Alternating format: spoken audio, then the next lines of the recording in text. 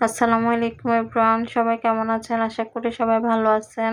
এখানে একটু একটু শীত পড়তেছে, তাই হাজবেন্ড বারবার শুধু বলতেছে হাঁস রান্না করো, হাঁস রান্না করো। শীতের মধ্যে হাঁস খেতে অনেক ভালো লাগে। হাজবেন্ডের কথা কি আর ফালানো যায় বলেন? তাই হাঁসটাকে জবাই করে আমি একটু আগুনে ছেঁকে নিয়েছি।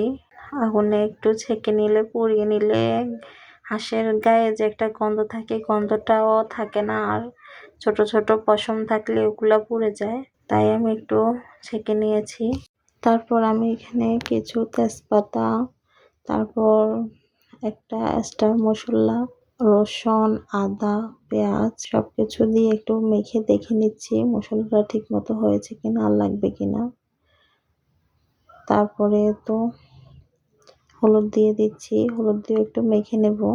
তারপর জিরা গুঁড়ো, ধনিয়া গুঁড়ো, মরিচ।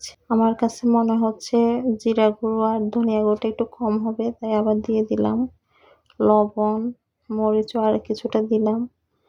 তারপরে সরিষার তেল দিয়ে ভালো করে মিশিয়ে নেব। আমি এখানে গরম মশলাটাও দিয়ে দিয়েছি, ভালো করে মেখে নেব। দেখুন মাশাআল্লাহ করে কালারটা কত সুন্দর আসছে। আপনাদের কাছে আমার ভিডিওটা যদি ভালো লাগে থাকে, প্লিজ লাইক, কমেন্ট, শেয়ার ও ফলো দিয়ে পাশে থাকবেন আশা করি। হাত ধুয়ে একটু পানি দিয়ে দিলাম। আমি এগুলো কয়লার মধ্যে রান্না করতেছি। হাঁস থেকে পানি বের হওয়ার পর ওই পানি দিয়ে একটু কষিয়ে নিয়েছি, তারপর পানি দিয়ে দিয়েছি।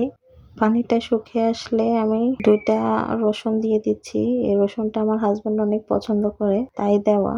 আমি নামানোর আগে কিছুটা গরম মশলা দিয়ে দিয়েছিলাম, ওটা ভিডিও করতে ভুলে গেছি। মাশাআল্লাহ দেখুন দেখতে কত সুন্দর হয়েছে।